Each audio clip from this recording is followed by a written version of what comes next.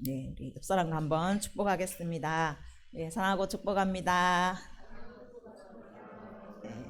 우리는 강한 군사입니다. 아멘. 아멘. 자, 우리 오늘 말씀은 신명기 7장 12절부터 신명기 7장 12절부터 16절까지 보도록 하겠습니다. 신명기 7장 12절부터 16절까지.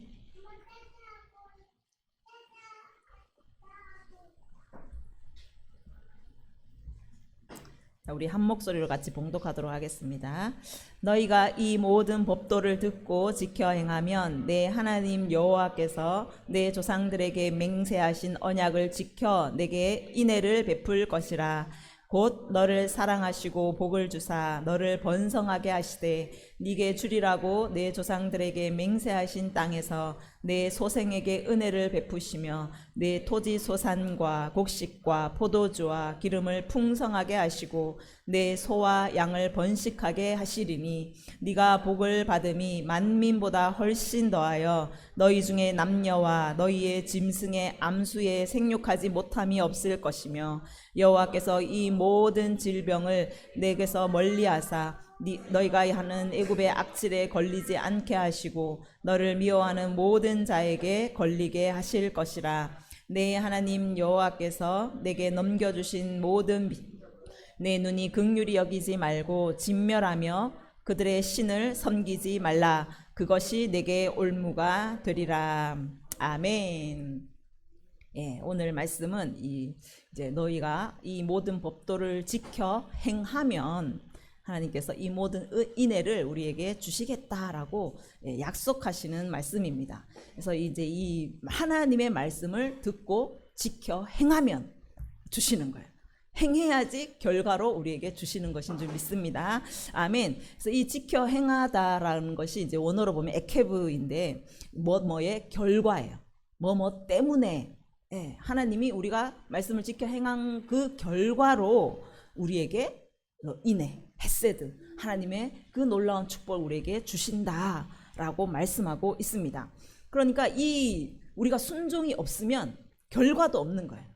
우리는 결과를 바라잖아요. 열매를 바라잖아요. 그런데 심은 게 없으면 맺혀지는 게 없는 거예요. 우리가 순종함이 없으면 우리에게 이 축복의 결과도 없게 되는 것이죠. 그래서 정말 우리가 먼저 하나님 말씀 앞에 순종하기를 원합니다. 아멘. 이 에케브는 결과를 뜻하는데 이제 아카브에서 유래가 되었어요. 이 아카브 하면 야코브가 생각나시죠? 야곱이라는 뜻인 야곱이라는 그 이름. 그것이 이제 발꿈치를 잡다라는 뜻이야. 야곱이. 그래서 이 뒷발꿈치가 에케브 결과이면서 이제 뒷발꿈치라는 의미가 있어요. 그래서 이 뒷발꿈치는 우리 몸에 가장 이 끝에 있어요. 가장 뒤편에 보이지도 않아요. 그리고 우리가 뒤꿈치를 잘 귀하게 생각지도 않는 그런 곳이에요. 그래서 오늘 하나님께서 말씀하시는 거는 이 에케브, 가장 작은 거, 우리가 가장 하찮게 생각하고 가장 낮은 곳에 있는 가장 낮은 자, 이런 것을 의미하기도 합니다. 그래서 야곱에게 이 버러지 같은 야곱아라고 하나님께서 부르시잖아요. 그러니까 이 버러지 같은 가장 낮은 자, 가장 작은 자를 하나님께서 야곱을 부르시는 거예요. 그래서 이 버러지 같은 야곱을, 가장 작은 자 야곱을 하나님께서 이스라엘이라 이름해 주시고, 이 이스라엘은 하나님의 나라, 하나님의 그 정체성 그 자체가 되는 엄청난 축복을 받게 되는 거예요. 그러니까 이 발꿈치 에케브, 너무 작은 것, 이것이 하나님의 나라를 세우는 완전 근간이 되는, 뿌리가 되는 것인 것을 우리가 볼 수가 있는 거예요. 그래서 이 발꿈치는 우리가 너무 작아요. 너무 하찮아요. 그런데 이것이 없으면, 여러분 발꿈치가 없으면, 깨어지면 결코 사람이 서 있을 수 없는, 우리를 지탱해주는 엄청난 중요한 근간이 되는 곳인 것을 알 수가 있습니다. 그래서 오늘 하나님께서 우리 삶에 아주 작은 거, 너무너무 우리가 하찮게 여기는 거, 그것의 중요성을 오늘 말씀하고 있습니다. 그래서 우리가 대단한 일, 막 엄청나게 큰 하나님의 뜻을 이루고 막 그랬다고 해서 우리가 설 수 있는 것이 아니라 작은 것에 충실한 자, 예. 작은 하찮은 것에 신실한 자, 예. 그런 자를 하나님께서 크게 쓰신다라고 말씀하시는 거예요. 그래서 여러분, 뒤꿈치가 없는 이 작은 것에 신실함이 없는 자는 결코 설 수 없고, 여러분이 아무리 큰 일을 이루어 놨다 해도 결국에는 무너질 수밖에 없는, 예, 그런 결과를 가져오게 됩니다. 그래서 오늘 이 뒤꿈치, 이 가장 기본적인 것, 가장 작은 것을 우리가 다시 탄탄하게 세움으로 인하여서 정말 우리가 아주 크게 세워지는 귀한 시간이 되기를 원합니다. 아멘. 그래서 예수님도 지극히 작은 자에게 한 것이 내게 한 것이다. 작은 것을 말씀하세요. 하찮은 것을 먼저 돌아보라고 말씀하세요. 그러니까 우리가 하나님의 말씀이 성경 66권에 굉장히 많이 있어요. 너무너무 중요하고 막 엄청나게 막 큰 계명들도 있어요. 뭐 우리가 이제 선교 단체에 가면은 너희는 막 땅 끝까지 이르러 증인이 되라. 만천하에 다니며 복음을 전파하라. 막 이러면서 지상 대명령이라고 해서 막 엄청난 비전도 우리에게 주십니다. 예, 그래서 막 그 비전을 들으면 막 가슴이 뛰어요. 그래서 당장 막 달려 나가야 될 것 같은, 예, 그런 도전이 우리에게 옵니다. 그런데 일상의 사소한 거 있죠. 우리가 일상생활하면서 아주 사소한 거, 그런 거는요 너무너무 우리가 외면한다는 거예요. 네. 그래서 마태복음 5장 22절에 가면 형제에게 대하여 미련한 놈이라 하는 자, 라가라 하는 자는 지옥불에 들어가게 될 것이다 라고 말씀해요. 자, 여러분, 지상 대명령을 위해서 막 모든 거 내팽개치고 저 선교지로 달려갈 수 있는 그런 자가 일상생활에서는 이 작은 말, 형제에 대해서, 내 뭐 가족이, 아내나 내 자녀에 대해서 나가라, 이 바보 같은 놈아, 이 미련한 놈아, 그런 말은 너무 쉽게 한다는 거예요. 그런데 하나님은 이 작은 말 하나가 지옥불에 던져지는 엄청난 일이라는 거예요.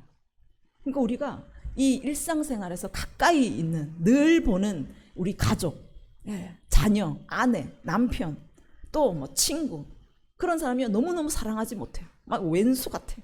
그러면서 막 미련한 놈이라, 저건 없어져야 될 원수다, 막 이렇게 쉽게 판단하고 정죄하고, 그러면서 엄청난 큰 뜻을 품고 막 열방으로 나아가고 막 이렇게 한다는 것이죠.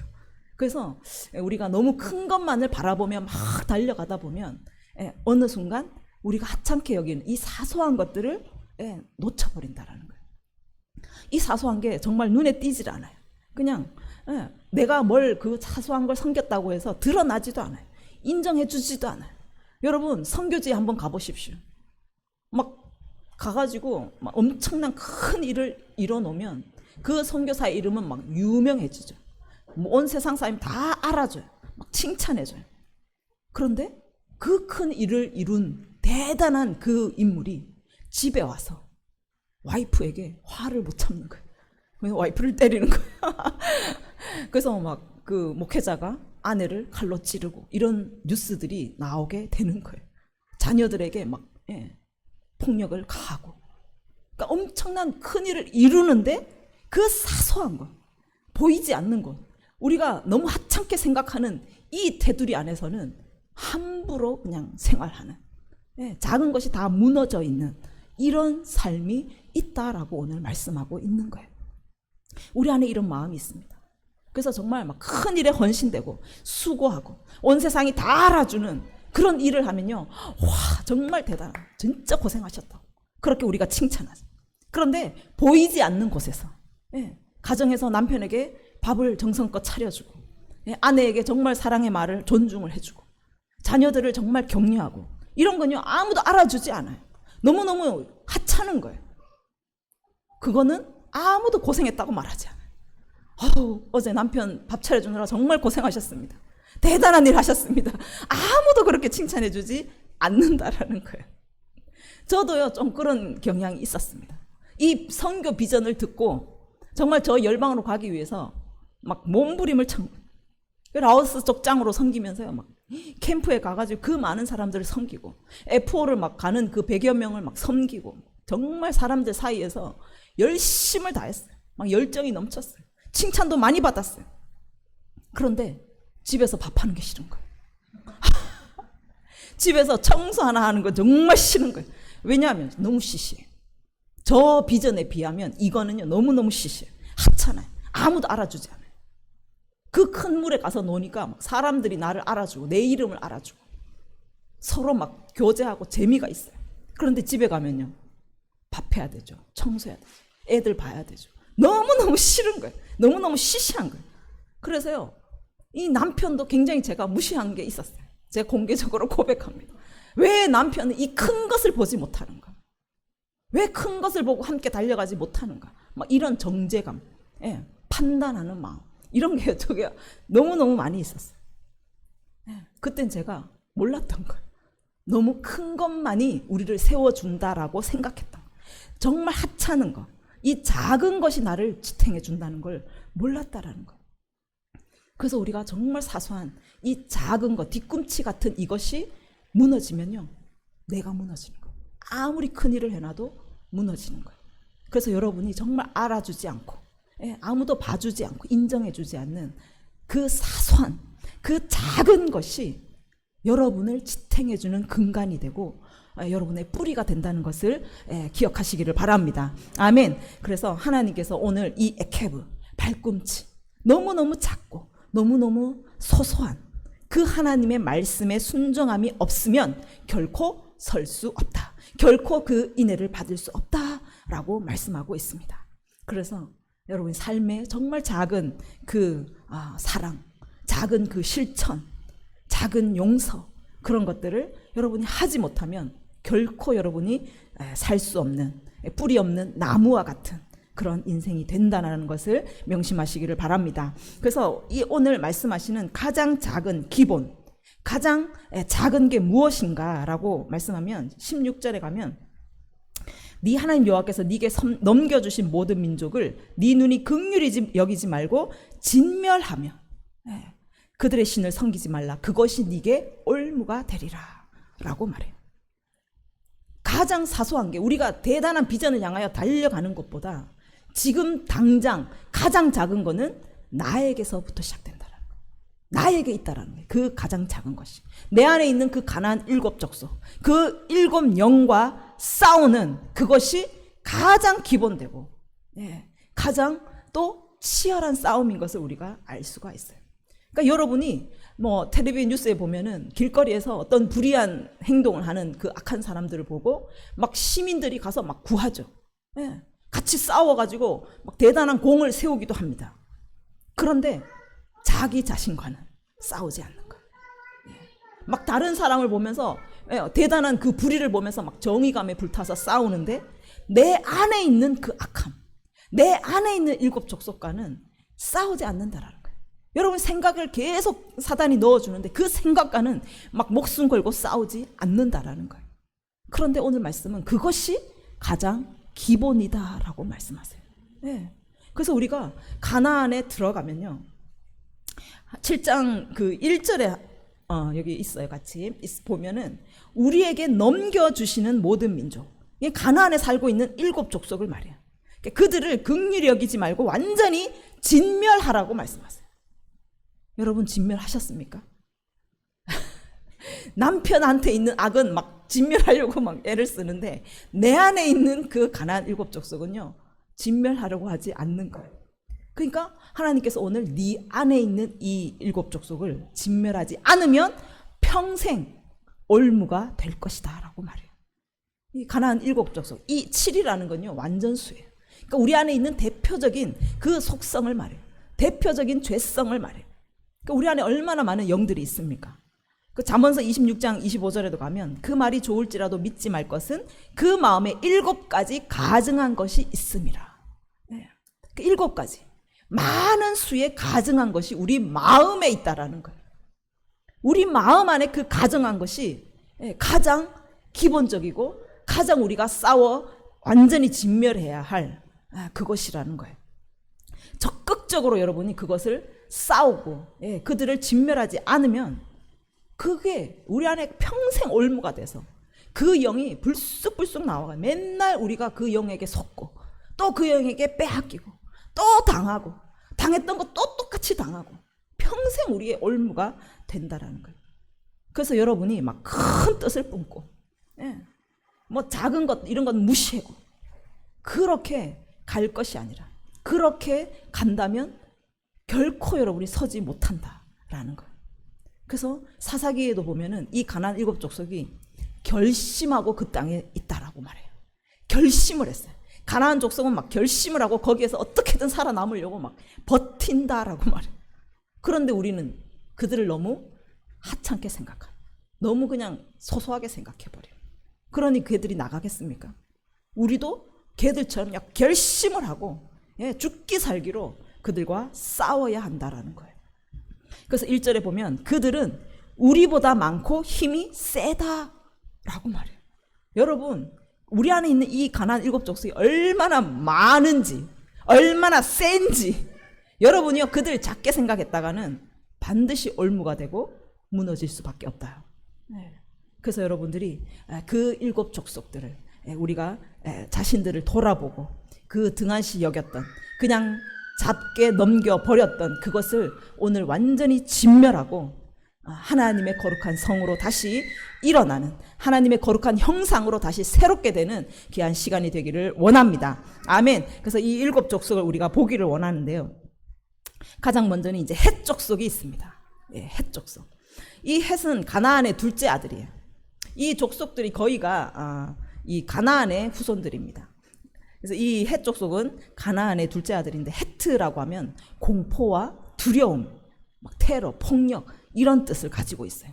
그래서 이 두려움, 이 폭력 이런 것들을 통해서 우리에게 두려움을 심어줘요. 막 두려움을 심어줘요. 테러 이런 걸 통해서 우리를 넘어뜨리는 그런 의미를 가지고 있어요. 그러니까 하나님의 백성이, 하나님의 형상이요, 두려움이 들어오면, 두려움에 막 휩싸여 버리면 어느 순간 우리가 하나님을 놓쳐버려요. 그래서 이 땅의 것을 뭔가 잡아야 할 것 같고, 예, 그것이 이제 잡는 것이 우상이 되어버리는 거예요. 그래서 그 두려움을 막 만회하기, 잊어버리기 위해서 우리가 중독에 빠질 확률이 굉장히 높습니다. 그래서 그 게임 중독에 빠진다던가 미디어 중독, 막 술 중독 이런 것에 정신을 완전히 팔아먹게 되는, 그래서 이것이 우상이 되는, 예, 드라빔처럼 그렇게 살아갈 수밖에 없다라는 것이죠. 그래서 이 두려움과 공포, 이것은요 우리가 품고 있을 게 아닙니다. 절대로 우리가 용납할 수 있는 게 아니에요. 그래서 여러분 안에 두려움의 영이 있다, 내가 정말 두려움이 있다라고 하면 반드시 진멸하셔야 돼요. 이 두려움이 성장하면 공황장애를 가져와요. 네, 불안장애를 가져와요. 결국엔 극한 정신병으로 가는 것입니다. 그래서 요한일서 4장 18절에 보면 사랑 안에 두려움이 없고 온전한 사랑이 두려움을 내쫓나니 두려움에는 형벌이 있음이라. 두려움이 있는 자는 결코 온전히 이루지 못한다라고 말씀해요. 그러니까 두려움이 있는 자는 여러분 이루지 못해요. 두려움을 가지고는 결코 여러분이 설 수가 없게 되는 거예요. 그리고 두려움에는 형벌이 있다고 말해요. 여러분 두려움 가지는 거 그냥 이렇게 등한시할 것이 아닙니다. 두려움이 있다고 그냥 두고 볼 일이 아닙니다. 두려움에는요 형벌이 있다라는 거예요. 여러분이 온전히 서지도 못하고 온전히 이루지도 못하는 굉장히 무서운 영이에요. 그래서 하나님은 이 두려움의 영을 온전한 사랑으로 내쫓으라 라고 말씀하세요. 이 두려움의 영은 하나님의 사랑으로 내어 쫓을 수 있다는 말씀이에요. 그래서 여러분이 하나님의 사랑을 깊이 묵상하셔야 돼요. 하나님의 사랑이 어떤 사랑인지, 나를 향한 그 사랑이 어떤 사랑인지 여러분 알게 되면요 두려워하지 않을 수 있어요. 세상이 두렵지 않습니다. 우리를 공격해오는 그 사단이요 두렵지 않은 거예요. 예. 그래서 여러분 하나님의 사랑을 알기를 원합니다. 그 사랑으로 채우시기를 원합니다. 하나님의 그 관계가 회복되면, 아버지와 자녀의 관계가 회복되면요 아버지의 사랑이 얼마나 크고 얼마나 깊은지 그 안에서 여러분들은 그 두려움이 떠나가고, 그 두려움으로 인해서 왔던 그 모든 중독, 그 모든 공황장애들이 완전히 떠나가게 되는 것입니다. 아멘. 그래서 정말 이 사랑으로 두려움의 영을 내어 쫓으시기를 바랍니다. 아멘. 두 번째는 기르가스 족속이에요. 이 기르가스는 진흙탕이라는 뜻이에요. 진흙탕. 여러분 진흙탕에 들어가 보셨어요? 혼돈과 무질서가 난무한 그런 거예요. 그래서 이 우리의 삶이 진흙탕 같아요. 너무너무 무질서해요. 막 어지러워요. 그런 사람 한번 보셨죠? 뭔가 정리가 안 되고 막 진흙탕 같아서 아무리 교회를 열심히 다니고 아무리 섬기고 막 좋은 걸 해도 열매가 없는 거예요. 왜? 진흙탕에는요 열매를 맺지 못하는 거예요. 아무리 좋은 걸 심어도 열매 맺지 못하고 또 뭔가 세우는 것 같은데 어느 순간 또 무너져 버리는 늘 제자리인 그런 삶이에요. 그래서 삶이 어수선해요. 정리가 안 됩니다. 이거도 했다가 끝도 안 냈는데 또 저것도 했다가 예, 또 약속을 했다가 또 저 약속도 했다가 취소했다가 막 왔다 갔다. 이것이 진흙탕 같은 무질서한 삶이에요. 사단은 우리에게 이 무질서를 줘서 예, 이거 하면 이거 해야 될 것 같고 저거 하면 또 이거 해야 될 것 같고 예, 계속 그렇게 우리의 마음을 막 분잡하게 만든다라는 거예요. 하나님은요 질서의 하나님이세요. 그래서 우리의 삶을 정리해야 됩니다. 하나님의 길은 명확해요. 우리 삶에 아무렇게나 막 적극적으로 내가 막 버려놓은 거 있잖아요. 적극적으로 또 선택하고 적극적으로 또 막 약속하고 시작했던 그 불필요한 것들을요 어떤 뭐 모임이나 이런 것들도 정리해야 될 필요가 있습니다. 그래서 우리 정신이 하나님께 집중하지 못한 막 분산시키고 어지럽게 만드는 이런 혼돈함, 분주함들을 여러분 정리를 하시고 끊어내셔야 돼요. 그래서 하나님의 그 질서 아래 다시 한번 정렬되어서 예, 내가 앞서가는 것이 아니라 내가 불안해서요 뭔가 또 해야 될 것 같고 해야 될 것 같고 이것도 해야 될 것 같고 저것도 해야 될 것 같고 그것이 아니라 하나님이 앞서가게 하시는 거예요. 그래서 이 어지러운 것을 다 정리하고 하나님이 앞서 가시면 우리는 하나님을 그냥 따라가는 예, 그런 질서로 정렬되는 그런 삶이 되기를 원합니다. 아멘. 예, 세 번째는 아모리 족속이에요. 아모리라는 건 나의 말이라는 뜻이에요. 예, 하나님의 말씀은 아모르예요. 하나님이 아모르 하셨는데 이 대적이 그 아모르를 가지고 나의 말로 바꿔버리는 거예요. 아모리로 바꿔버리는 거예요. 그래서 계속 나의 말을 하게 만든다라는 거예요. 아담과 하와를 보십시오. 하나님은요 먹지 말라 정령 죽으리라 하셨어요. 이게 아모르예요. 그런데 사단은 그걸 자기의 말로 바꿔버려요. 이걸 먹으면 하나님과 같이 된다. 이게 아모리라는 거예요. 우리는 하나님의 말씀을 듣고 하나님의 말씀을 읽고 하지만 자꾸 아모르를 내는 것이 아니라 아모리, 나의 말로 사단처럼 그렇게 내는 거예요. 그래서 우리가 누구의 말을 내느냐, 결국 하나님의 말을 내는 게 아니면 다 아모리, 나의 말인 거예요. 사단의 말인 거예요. 나의 말이 곧 사단의 말인 거예요. 그래서 하나님의 말을 여러분이 내면 생명의 역사가 일어나요. 네. 그런데 사단의 말, 나의 말을 내면 여러분 안에서 더러움이 나가고 여러분 안에서 죽음의 역사가 일어난다라는 거예요. 그래서 여러분은 나의 말을 하지 않도록 입술에 파수꾼을 세워야 돼요. 말씀이 내 입술에 선포될 수 있도록. 사단이요 어떤 생각을 막 집어넣잖아요. 그러면 그걸 내 입으로 그냥 뱉어버려요. 사단이 하와에게 집어넣은 생각을 그냥 뱉어버리는 거예요. 아모리를 자꾸 내게 만든다는 거예요. 그럴 때 여러분은 그거를 입을 단속을 하셔야 돼요. 파수꾼을 세워서 그냥 수시로 우리가 아무렇지 않게 그냥 내뱉는 말 있잖아요. 아까 라가라, 이 밀어난 놈아, 이 바보 같은 놈아, 그런 말들을 쉽게 막 내뱉는다라는 거예요. 그 더러운 말들 여러분이 단속해야 돼요. 내 입에서 그 생명의 말, 하나님의 말만 나갈 수 있도록 그렇게 해야 된다라는 것이에요.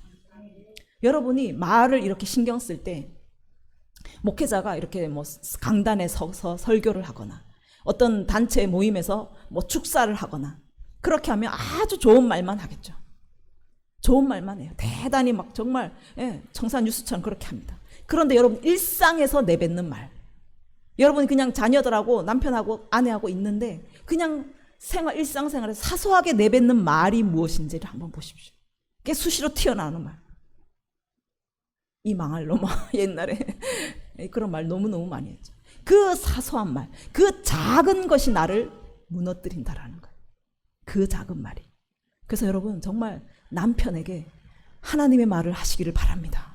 여러분 아내들에게 축복의 말을 하시기를 바랍니다. 아멘. 여러분 동료들, 특히나 여러분 자녀들에게 정말 사랑의 말, 그 축복의 말이, 하나님의 생명의 말이 나가기를 간절히 원합니다. 아멘. 예. 특히 우리 한국 사람은 또 운전할 때 갑자기 입에서 툭 튀어나오죠. 누가 끼어들거나 누가 내 앞에서 알짱알짱하면 그때 툭 튀어나오는 말, 그것이 아모리인 거예요. 그래서 이 말이 사람을 죽이는 칼이 되어버린다. 그래서 여러분 정말 사람을 살리는 그 하나님의 말, 그것만 여러분 내시기를 바랍니다. 입에 파수꾼을 세우시길 바랍니다. 아멘. 네 번째는 가나안 족속이에요. 가나안이라고 하면 낮은 땅이라는 뜻이에요. 이 카나 하면은 구부리다, 무릎 꿇다, 굴욕당하다라는 뜻이에요.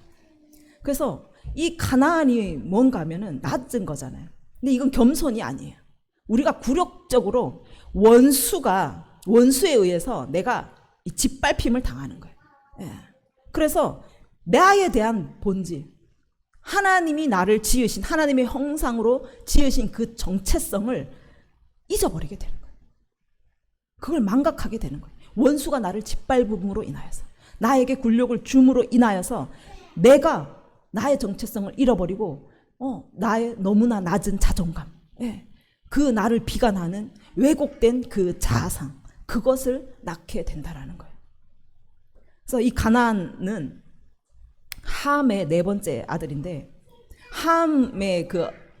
함이 아버지의 하체를 보고 이제 그 희롱하는 말을 하죠. 그래서 노아가 술에 깨고 나서 이 일을 알고 나서 가나안, 함을 저주하는 게 아니라 함의 아들 가나안을 저주해요. 가나안은 저주를 받아 그 형제들의 종이 될 것이다 라고 말해요. 그때 이 가나안이 저주를 받게 됩니다. 그러니까 이 함으로부터, 아버지 함으로부터 받은 저주가 가나안에게까지, 그 후손에게까지 저주가 흘러나오는 것을 볼 수가 있어요. 그러니까 함이 그 육체적인 그 만족을 위해서 자신의 그 정체성, 하나님의 백성이라는 정체성을 팔아버린 거예요.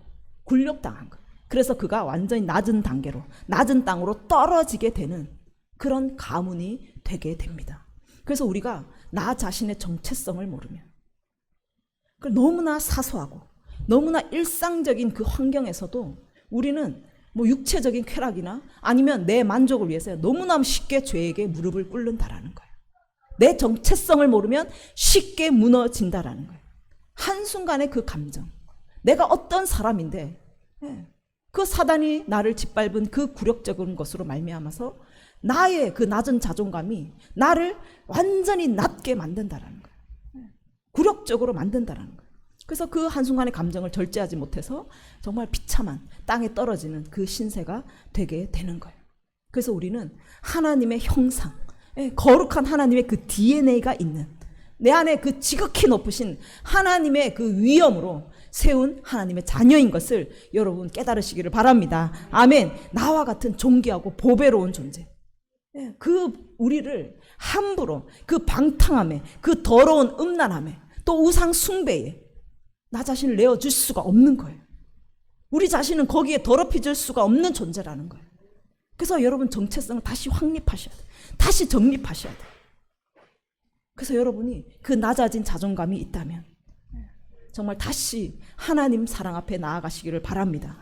세상 앞에 정말 값싼 사랑, 그것을 구걸하지 마시고 세상에 그 부모님이 주지 못한 그 사랑을 세상의 값싼 사랑으로 나를 채우려고 하는, 그 욕정으로 나를 채우려고 하는, 그래서 쉽게 너무 나를 더럽혀버리는 그런 근본적인 결핍은 하나님의 사랑으로만 채울 수 있는 줄 믿습니다. 아멘. 그래서 하나님이 나를 어떤 모습으로 지었는지, 내가 어떤 사랑을 받은 존재인지를 여러분 다시 깨닫고 하나님 앞에 가까이 나아가시기를 바랍니다. 아멘. 하나님의 사랑으로 채워지시면 여러분 낮은 자존감이요 회복될 줄 믿습니다. 하나님의 형상의 그 존귀한 자존감으로 다시 일어나게 될 줄 믿습니다. 그렇게 하면 여러분 세상 앞에 절대로 무릎 꿇지 않는, 세상 앞에 굴욕당하지 않는 당당한 정체성으로 그렇게 나아가게 될 줄 믿습니다. 아멘. 다섯 번째는 브리스 족속이에요. 브리스라면은 시골 사람을 뜻해요. 이 시골에는 성벽이 없어요. 그래서 성벽이 없는 자를 의미하기도 해요. 그래서 방어벽, 이 성벽이 없는 그런 작은 시골 마을, 그런 거를 뜻하는데, 이제 이 성벽이 없다는 걸 한번 보십시오. 예루살렘 성벽이 회파되었을 때 온갖 그 민족 위협들이 다가오게 됩니다. 그러니까 여러분이 성벽이 무너졌다, 성벽이 없다, 이거는요 그냥 원수에게 그대로 나를 내어주는 너무너무 취약한 상태인 것을 알 수가 있어요. 그래서 이 브리스 족속, 이들이 가나안 땅에 살면서 성벽이 없는 거예요. 그러니까 가나안의 모든 족속들과 그냥 섞여 사는 거예요. 성벽이 없다 보니까 자기 자신의 정체성도 없어요. 자기 자신만의 독특한 문화도 없어요. 가치관도 없어요. 그래서 그냥 성벽이 없으니까 모든 문화를 받아들이고 그냥 모든 세상의 가치관을 받아들이고 그냥 뭐 이 사람들이 우상 섬기면 그것도 받아들이고 저것도 받아들이고 다 흡수해서 다 받아들이는 삶을 사는 것이 바로 브리스 족속이라는 거예요. 그래서 여러분 이 브리스 족속과 싸우려면 성벽을 세우셔야 돼요. 성벽을 세우셔야 돼요. 하나님께서 이 이스라엘 민족을 향하여서 내 백성이 하나님을 아는 지식도 없고 지식이 없어서 이 민족이 망한다라고 말씀하시잖아요. 그러니까 하나님을 아는 것, 하나님이 누구인지 아는 이것이요 굉장한 성벽이 됩니다. 여러분 하나님을 알고 나를 알면요 이 성벽이 탄탄해지는 거예요. 이 회파된 성벽이 계속 쌓여져 가요. 그래서 이 성벽이 여러분이 서면 여러분 안에 정말 그냥 사소하게 냈던 그 분노나 혈기 이런 것들, 이것이 성벽을 무너뜨려 버려요. 여러분 사소하게 여겼던 그 부주의한 말, 부주의한 그 분노 이런 것들이 그 성벽을 무너뜨리는 일이 돼요. 느헤미야에 가면은 느헤미야가 이제 성벽을 재건하잖아요. 그때 도비아와 산발릿이 계속 그 성벽 재건을 모함하고 또 방해도 합니다. 그런데 느헤미야가 어떻게 하냐면 반응하지 않아요. 대응하지 않아요. 약을 올리죠. 화를 막 돋구죠. 그런데 느헤미야가 반응하지 않아요. 화도 내지 않고 분노를 내질 않아요. 그는 끝까지 그 성벽이 완성될 때까지 파수꾼을 세워서 방비하였어요. 그리고 한 손에 일을 하고 한 손에 병기를 잡고 그래서 낮에는 일하고 밤에는 파수하면서 그들이 52일 만에 엄청난 그 짧은 시간 안에 성벽을 완공한 것을 볼 수가 있어요. 그래서 여러분은 성벽을 파수하는 것도 너무너무 중요한 거예요. 여러분이 한순간에 그 화를 참지 못하는 그 성벽을 시컷 쌓아놓고 한순간에 그냥 쏟아버리고 성벽을 완전히 무너뜨리는 이런 것들을 조심해야 된다라는 거예요. 그래서 여러분이 정말 하나님과의 그 관계 가운데 계속 성벽을 쌓으시고 또 하나님이 우리의 성벽이 되시도록 스가랴 2장에 가면 하나님이 우리의 불성곽이 되어주시기를 하나님이 우리의 불성곽이 되면 내 안에서 이런 분노가 일어나고 화가 날 때 하나님의 그 불로 완전히 태워버립니다. 그래서 하나님께서 우리를 이 성벽이 잘 재건되도록 우리를 방비하여 주시고 우리를 지켜주실 줄 믿습니다. 그래서 여러분 성벽을 잘 간수하시고 또 잘 세우셔서 끝까지 이 브리스 족속에게 넘어가지 않도록 지키시기를 바랍니다. 여섯 번째는 히위 족속이에요. 이 히위 족속도 가나안의 이제 그 후손들인데요. 이 히위라면 향락과 즐거움, 음란함을 상징해요. 그래서 이 히위는 육체적인 본능으로 살아가요. 육체적인 그 욕망을 채우기 위해서는 무엇이든지 할 수 있는 그런 마음이에요. 이 히위를 보면은 창세기 34장 2절에 가면 히위 족속의 하몰의 아들 세겜이 야곱의 딸 디나를 봐요. 너무너무 마음에 들었어요. 그래서 그 딸을 취하기를 너무너무 간절히 원하면서 디나를 강간하게 돼요. 그러니까 자기의 즐거움을 위해서 그 결혼하지도 않은 그 처녀를 범하게 되는 거예요. 그러니까 자기의 욕망을 채우기 위해서 물불을 가리지 않는 그것이 바로 희위. 그래서 지금 우리 온 세상의 문화의 가운데 이런 세속적인 문화들 가운데 너무너무 향락적이고 음란함, 이 음란함을 위해서 지킬 규칙도 없습니다. 다 허물어졌어요. 내가 만족하면 되는 거예요. 내가 즐거우면 되는 거예요. 그래서 예술이든 막 음악이든 온갖 그냥 패션도 마찬가지예요. 그냥 나만 좋으면 되는 거예요.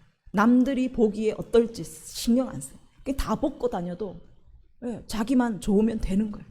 이렇게 우리를 점점 향락으로 쾌락주의로 빠지게 만드는 이것이 바로 희위 족속이라는 거예요. 여러분 영화나 노래 같은 거 한번 보십시오. 거기에 비밀 코드를 숨겨놓는다고 하잖아요. 그래서 우리가 느끼지도 못하는데 은연중에 그 안에 숨겨놓은 그 코드를 통해서 어떤 영화를 보고 오면 막 이 성욕이 일어나고, 어떤 노래를 그냥 듣기만 했는데 갑자기 내 안에서 막 음란의 마음이 일어나고, 또 막 살인의 충동이 느껴지고, 막 이런 것들이 코드를 숨겨놨다라는 거. 그래서 점점 세상은 우리의 본능대로, 우리의 욕망대로 그렇게 살아가게 점점 만든다라는 거예요. 이 희위 족속이 지금 이 세상 문화에 가득한 거예요. 그래서 여러분, 육체의 이 소욕은 성령을 거스른다고 말해요. 그래서 이 성령을 거스르는 자는 결국에는 사망으로 가는 거예요. 그래서 이 세겜이 그 욕정을 지 마음대로 풀었을 때 시므온과 레위가 그를, 그 족속을, 성읍을 완전히 쳐서 멸하게 되는, 그걸 죽어버리는 일들이 일어나게 됩니다. 그래서 여러분, 육체의 소욕을 따라가면 사망밖에 없다는 것을 여러분이 명심하시고, 이 성령을 따라가면 육체의 소욕을 거슬러요. 그래서 여러분은 성령을 따라가는 삶을 사시기를 바랍니다. 성령을 따라가면요, 육체의 이 소욕을요 누를 수 있어요. 육체의 소욕을 이겨나갈 수 있어요. 그래서 여러분의 그 마음에 일어나는 본능적인 그 욕망, 욕정, 이것들을 제어하는, 성령으로 살아가는 그 훈련들이 우리 가운데 일어나기를 원합니다. 아멘. 7번째는 여부스 족속이에요. 여부스는 이제 예루살렘이라는 이름이 세워지기 전에 여부스 땅이라는 이름이 있습니다. 이 땅의 뜻은, 여부스라는 건 타작마당이라는 뜻이야. 타작마당. 부스 하면은 귀한 것을 발로 짓밟아 더럽히고 또 손상시키고 불결하게 하다라는 뜻이 있어요. 그러니까 하나님의 고귀한 사람, 하나님의 너무너무 존귀한 이 우리의 정체성을 짓밟아서 하나님과 연합되지 못하게 만드는 거예요. 하나님의 그 백성의 공동체와 연합되지 못하게 만들어요. 그러니까 그 관계가 연합되지 못함으로 인해서 오는 그 틈새, 그 원망과 불평, 또 거절감, 이런 것들이 여부스 족속을 통해서 우리 가운데 들어오게 됩니다. 그래서 이 여부스 족속은요, 이 여호수아가 가나안 정복 전쟁을 할 때 정복되지 못해요. 엄청나게 강한 요새입니다. 아주 견고한 천의 요새예요. 그래서 다윗 시대에 이르러서 드디어 다윗이 이 여부스 땅을 정복하게 돼요. 그래서 거기에 이제 예루살렘, 다윗성을 처음에 이제 세우는 것이죠. 그래서 이 여부스 족속은 우리 내면 안에 가장 중심, 예루살렘처럼 가장 중심이고 가장 중요한 곳에 견고하게 진을 세우고 자리 잡고 있어요. 그래서 끝까지 안 나가려고 버티는 것이 바로 여부스입니다. 그래서 우리가 최후까지 싸워야 할 족속이 또한 여부스 족속이에요. 그래서 여러분이 이를 악물지 않으면 가장 정복하기 어려운 족속이 바로 여부스 족속이에요. 끝까지 가는 거예요. 원망과 불평, 하나님과 온전한 연합을 이루지 못할 때, 하나님과의 관계가 약간이라도 어그러지면 여러분 안에는 불평이 솟아나게 되어 있어요. 여러분 안에서 원망이 막 솟아나게 되어 있어요. 그래서 다윗은 어떻게 하냐면 항상 감사함으로 궁전에 들어간다고 시편에서 노래해요. 항상 감사해요. 항상 찬양해요. 그 감사와 찬양으로 하나님 앞에 나아갈 때 이 땅을 정복하여서 예루살렘 성전을 세우게 되는 거예요. 이 땅을 하나님의 수도로 삼을 수 있게 되었다라는 거예요. 그래서 다윗이 이 예루살렘, 이 다윗성에 하나님의 법궤를 모셔놓고 거기에 24시간 찬양과 경배가 끊어지지 않는 그 다윗의 장막을 세웁니다. 그래서 하나님께서 말씀하시잖아요. 그 다윗에게 준, 다윗의 장막을 세운 24시간 예배하며 그렇게 하나님 앞에 나아간 다윗에게 다윗의 열쇠를 주신다라고 말씀하는 거예요. 열면 닫을 자가 없고 닫으면 열 자가 없는 그 권세가 부어지는 다윗의 열쇠, 그러니까 하늘과 땅이 연결된 곳, 이곳이 된다라는 거예요. 그래서 여러분 여부스 족속을 진멸하기만 하면 여러분이 정말 이와 같은 다윗의 장막이 될 줄 믿습니다. 아멘. 하나님과 내가 연결된 곳, 하나님의 통치의 그 중심이 되는 여러분이 될 줄 믿습니다. 아멘. 그래서 이 감사와 예배, 이것이 여부스 족속을 진멸시킨다. 그래서 하나님이 임재하셔야 돼요. 하나님이 여러분 가운데 임재하시면 그곳이 하나님의 통치가 시작되고 그곳에서부터 하나님과의 관계가 다시 회복되고 그것을 통하여 여부스 족속이 완전히 진멸되는 놀라운 은혜가 임하게 될 줄 믿습니다. 예, 결국은 이 가나안 7족속, 우리가 완전히 진멸시켜야 될 이 7족속은 이 여부스 족속과 마찬가지로 결국에는 우리가 하나님과 연합되지 못하게 만드는 거예요. 결국에는 우리가 하나님께 가까이 나아가지 못하게, 임재 안에 들어가지 못하게 막아서는 것이 바로 가나안 7족속입니다. 그래서 여러분 안에 음란함들, 예, 불평들, 그 분노들, 낮은 자존감들, 이 모든 7 영들이 여러분이 하나님 앞에 나아가지 못하게, 하나님을 예배하지 못하게 만들어버려요. 그래서 이 악한 영들, 이것이 신약에 가서는요, 더러운 귀신이라고 말해요. 예수님께서 말씀하신 더러운 귀신이 바로 이 7 족속인 거예요. 그래서 이 더러운 영들, 더러운 귀신이 여러분을 더럽게 해서 하나님 앞에 나아가지 못하게 만드는 그런 역할을 하는 거예요. 그러면 여러분 이 더러운 귀신에 더럽혀지면 어떻게 됩니까? 여러분이 더러워지는 거예요. 여러분이 부정하게 되는 거예요. 그래서 부정한 자는 뭐라고 말합니까? 탐해를 외쳐야 돼요. 탐해. 나는 부정하다. 부정하다. 그러면서 하나님 앞에 제사에 나아가지도 못해요. 하나님 앞에 예배하지 못하게 하는 거예요.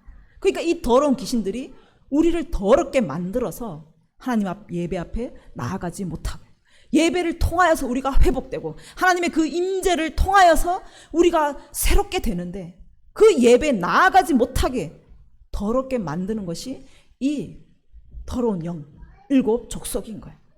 그러면 여러분이 예배에 나아가지 못하면 계속 하나님과 분리됩니다. 계속 분리가 돼요. 그러면 이 탐에 외치는 그 문둥병을 보십시오. 부정한 자. 그러면 점점 더 문둥병이 심해지고 나중에는요, 감각이 없어지고 나중에는 공동체에서 완전히 끊어져요. 공동체에서 끊어질 뿐만 아니라 이제는 하나님과 완전히 끊어져요. 그리고 그 문둥병자 완전히 심한 거기는요, 집을 허물어야 되는 거예요. 점점 더 악화가 돼서 결국에는 집이 무너지는 거예요. 여러분이 그 탐해를 그냥 인정하고 그냥 두시면요, 처음에는 잠깐 분리가 되지만 계속 예배에 나아가지 못하고 계속 하나님의 임재로 들어가지 못하면 점점 더 그 상황이 악화돼요. 부정함이 점점 더 악해져 가지고 여러분은 집까지 무너져 버리는 그 지경까지 가게 된다라는 거예요. 하나님께 예수님의 몸으로 계속 연합되어서 예수님의 생명을 공급받고 예수님의 그 정체성으로 나아가야 될 우리가 그 부정함을 해결 못해서, 진멸하지 못해서 완전히 그 공동체에서 끊어진다면, 그 몸에서 끊어진다면 예수 생명이 여러분에서 끊어지는 거예요. 끊어지는 거예요. 그래서 결국에는 이 더러운 귀신, 우리가 싸워서 진멸하지 못하는 이 더러운 영들이 여러분을 두려움을 가지게 만들고 공포스럽게 만들고 여러분의 자존감을 낮게 만들고 여러분이 누군지도 알지도 못해가지고 내 몸을 그냥 값싼 사랑에 내어 던지고 음란 안에 그냥 더럽히고 성벽이 다 허물어져서 세상의 모든 가치관이 내 안에 막 물밀듯이 들어와서 온갖 그냥 혼돈함과 무질서가 나를 완전히 사로잡고, 그러다 보니까 내 삶에는 원망과 불평이 쏟아져 결국에는 내가 진멸되는, 내가 멸망하게 되는 이 지경에 가게 된다라는 거예요. 이것이 여러분의 그 작은 것, 여러분 안에 있는 그 사소한 것, 그것을 놓쳤을 때, 그것을 진멸하지 않았을 때 일어나는 내 전체가, 내 성전이 무너져 버리는 엄청난 결과를 가져오게 된다라는 것입니다. 그래서 여러분 정말 힘쓰고 정말 사생결단을 하고 이 더러운 영과 싸워 이기시기를 바랍니다. 아멘. 여러분 예배를 나오지 못하게 만들고 예배에 나왔어도 하나님 앞에 들어가지 못하게 만드는 이 더러운 귀신들요, 끝까지 싸워 이기셔야 돼요. 그래서 여러분 임재에 들어가기 위해서 몸부림치시고 정말 힘써서 하나님의 임재 가운데 들어가야 돼. 그래서 날마다 예수 그리스도의 그 피로 씻겨지고 하나님의 그 거룩한 영으로 우리가 채워져서 정말 하나님의 성전으로 세워지는 그것에 여러분이 목숨 걸어야 될 줄 믿습니다. 아멘. 2절에 보면 하나님은 그 7 족속을 우리에게 넘겨서 치게 하실 거라고 말씀하고 있어요. 그러니까 넘겨주셨다라는 것은 우리가 하나님의 이름으로 나아가기만 하면 우리가 쳐서 진멸할 수 있다라는 거예요. 여러분 연약하지만 진멸할 수 있는 거예요. 하나님 우리에게 넘겨주셨어요. 우리가 정복할 수 있다라는 거예요. 그래서 다윗이 하나님의 그 임재를 끌어내리는 그 다윗의 장막에서 감사와 그 경배의 예배를 쉬지 않고 올려드렸을 때 그 나라가 태평성대가 되는 하나님의 거룩한 도성이 되게 되는 거예요. 그래서 정말 여러분이 연약하지만 여러분이 하나님의 이름을 가지고 나아갈 때 하나님이 정복하게 우리에게 주신 우리에게 넘겨주신 그 민족을 정말 여러분이 싸워 이겨서 진멸하여서 하나님의 임재가 우리 가운데 있는 하나님의 거룩한 성전으로 세워지기를 원합니다. 아멘. 출애굽기 34장 29절에 가면 하나님과의 그 임재, 하나님이 여러분 가운데 임재하시면요, 이 모세와 같이 얼굴 피부에 광채가 나는 거예요. 여러분이 하나님과 관계가 다시 회복이 되면, 하나님과 가까이 친밀함이 회복되면요, 그 모세가 하나님과 친밀하여서 하나님과 말하였으므로 말미암아 그 얼굴 피부에 광채가 났다고 말해요. 여러분이 회복되면, 하나님의 임재가 회복되면 그 하나님과의 교제로 말미암아 여러분의 그 얼굴에 광채가 나는 거예요. 하나님의 빛이 여러분을 통해서 나타나게 된다라는 것입니다. 사람들이 보면 두려움을 느낄 정도였다라고 말해요. 그 하나님의 임재가 모세에게 충만했어요. 그 하나님의 생명으로 충만하여서 모세가 120세가 되었지만 그 눈이 흐려지지 않고 그 기력이 쇠하지 않는 그런 모세와 같은 우리가 되기를 원합니다. 정말 우리를 시커멓게 만들고 우리를 정말 더럽게 만들었던 그 더러운 일곱 영들, 더러운 귀신들, 그것들이 하나님의 임재가 일어나면, 하나님이 우리 가운데 오시면 그 더러움이 다 떠나가고 하나님의 광채가 우리를 통하여서 비치게 될 것을 믿습니다. 하나님의 그 임재가 우리를 새롭게 하실 줄 믿습니다. 아멘. 그래서 이 일곱 영을 우리가 진멸하였을 때, 이 작은 것을 우리가 싸워 이겼을 때 하나님 우리에게 베푸신 그 인애의 약속, 13절부터 보면 우리를 번성하게 하고 또 풍성하게 하는 거예요. 우리의 일상의 삶들이 정말 복을 받을 수 있다라는 거예요. 그리고 네 소생에게 은혜를 주신다. 우리의 자손, 우리의 자녀가 은혜를 받을 수 있게 된다라고 말씀하시는 거예요. 아멘. 그래서 여러분이 구하지 않아도 자연스럽게 여러분들이 이 작은 것에 신실하게 나아갔을 때 당연한 결과로 하나님의 놀라운 축복이 여러분 삶 가운데 부어지게 될 것을 믿습니다. 아멘. 그리고 하나님께서 또 한 가지 약속하시는 것이 20절에 가면 왕벌을 보낸다라고 말씀하세요. 이 왕벌은요, 무기인 거예요. 굉장히 큰 말벌보다 더 큰 이 팔레스타인 지역에 있는 벌이에요.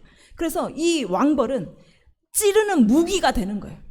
우리가 그 일곱 족속과 싸워 이길 수 있도록, 대적들과 싸워 이길 수 있도록 하나님께서 먼저 왕벌을 보내신다.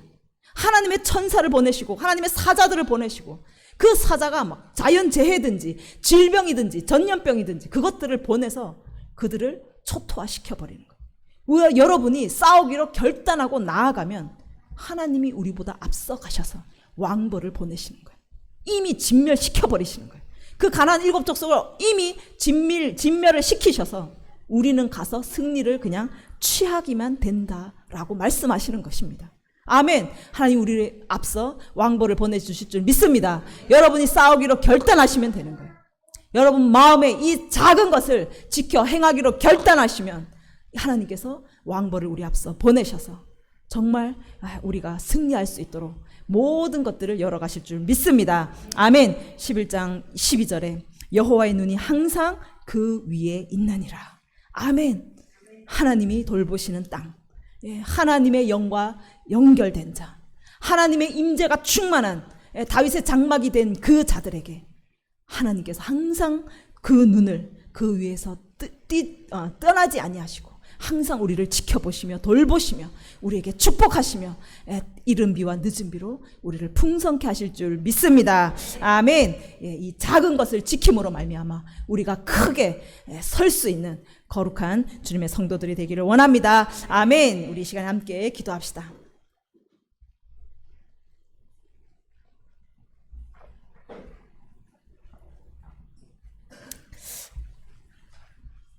하나님께서 우리에게 많은 말씀을 주시고 우리가 또한 지켜 행해야 될 것이 너무너무 많이 있습니다. 근데 오늘 하나님 특별히 아주 작은 것, 발꿈치와 같은 너무나 사소하고 하찮게 여겼던 것들에 대해서 다시 우리가 집중하고 그것부터 다시 일으켜라 라고 말씀하고 있습니다. 그래서 정말 우리 안에 내가 그냥 등한시했던 내 안에 그 7 족속들 오늘 정말 진멸하기로 결단하기를 원합니다. 여러분 정말 여러분 안에 원망이 일어나고 화가 일어나고 음란이 일어날 때 여러분 그것을 진멸하셔야 돼요. 그 작은 것이 무너지면 여러분이 아무리 큰 일을 이뤄놨다 해도 여러분은 완전히 무너지는 거예요. 설 수 없습니다. 그래서 정말 여러분 일상 가운데 여러분 혼자 있을 때 가족들과 있을 때 너무나 사소한 거기에서 여러분 승리해야 될 줄 믿습니다. 그래서 여러분 안에 7 족속을 허물어버리고 정말 여러분 가족 가운데 늘 하나님의 그 생명의 말, 축복의 말들을 함으로 인하여서 여러분이 정말 크게 하나님께서 세워가는 거룩한 성도들이 되기를 원합니다. 여러분이 결심하면 여러분이 결단하고 나아가면 하나님이 왕벌을 보내서 그것을 진멸할 수 있게 하신다고 말씀하고 있습니다. 여러분 힘을 내십시오. 용기를 내십시오. 하나님의 그 눈이 우리를 항상 지켜보시며 우리를 도우신다고 말씀하고 있습니다. 주님 그렇습니다. 정말 우리가 등한시하였던 이 사소한 것을 다시 돌아보고 일으키기를 원합니다. 그것을 다시 세우기를 원하오니 이 작은 것을 통하여서 큰 일도 이루어낼 수 있는 우리들이 되게 하여 주시옵소서. 이 작은 하나님의 임재를 풀어내는 하나님 주의 다윗의 장막이 됨으로 인하여서 하나님의 나라를 세우는 거룩한 성도들이 되게 하여 주시옵소서. 함께 기도하겠습니다. 주여